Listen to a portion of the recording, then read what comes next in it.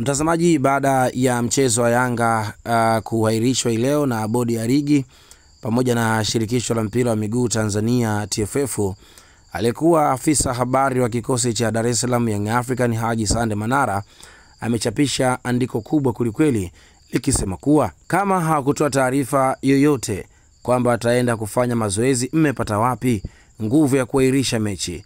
Kamishina wa mchezo hajui, meneja wa uwanja hakuambiwa, wala klabu mwenyeji hakujulishwa.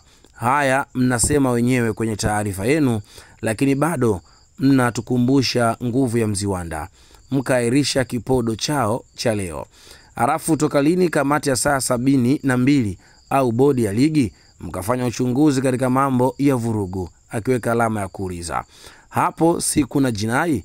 Lini mmegeuka ofisi ya DCI au mmefungua na ofisi ya upelelezi binafsi siku hizi? Akiendelea kusema, by the way, taarifa yenu imekosa hata uungwana japo kidogo tu wa kuwaomba radhi mashabiki waliolipia viingilio vyao na wengine walitoka mbali mikoani. Mngewaangusha wanazi wa football na ni dharau kubwa kwao. Nowadays ndio maana namba ya mashabiki inazidi kwenda chini. Nani kesho atakata tiketi ya kwenda stadium? Bado mmeshindwa hata kuwaomba samahani wadhamini wenu Azam TV walioingia hasara kubwa ya maandalizi ya hii mechi. Kwenu nyie kuahirisha mechi ndio mliona la maana zaidi kuliko kuwajali walaji wenu mnaowahimiza kila siku kuja viwanjani na kuwekeza pesa zao. Azam TV wanalipwa pesa nyingi mno bodi yenu, lakini mkaenda kufanya maamuzi ya kufurahisha bila kujali athari za biashara walizopata wenzenu. Mkiambiwa mwalipe Azam mtaweza? Akiweka alama ya kuuliza. Shukuruni Mungu mimi sio Baresa, akisema hivyo Haji Manara.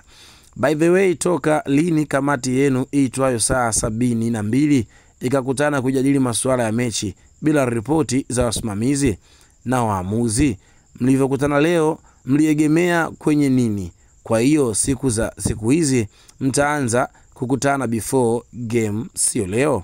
Lini mmeanza kukutana kabla ya mechi husika? Why hii leo liwe special au Mziwanda kadeka? Okay, najua mkioji mnakimbilia kufungia watu. Niiteni mnifungie tena milele, lakini hili mmepuyanga big time na tutawaambia wazi wazi bila kuonea haya. Chaguo ni lenu. Akimaliza hivyo akisema chaguo ni lao kwamba wamfungie ama wasimfungie. Huyo ni Haji Sande Manara Bugatti akiwa na jazba kweli kwa kila ambacho kimetokea siku ya leo. Yanga waliingiza timu uwanjani, lakini Simba wao hawakuingiza timu uwanjani kutokana na kupata taarifa ya bodi ya ligi kuahirisha mchezo wao, lakini majira ya mchana walisema wanaweza kucheza mchezo huo kabla ya taarifa kutoka katika bodi ya ligi. Endelea kutazama channel hii kwa ajili ya kupata taarifa mbalimbali. Usisahau kusubscribe na kucomment hapo kwa ajili ya taarifa hii ambayo tumekuwekea. Tupo kwa ajili ya kuwekea taarifa nzuri kabisa za michezo na nje ya michezo. Mimi ni Geoffrey Moses Kalunduka, rais wa Nyakyusa TZ Tanzania. Instagram andika Geoffrey Kalunduka, utapata taarifa nyingi kabisa.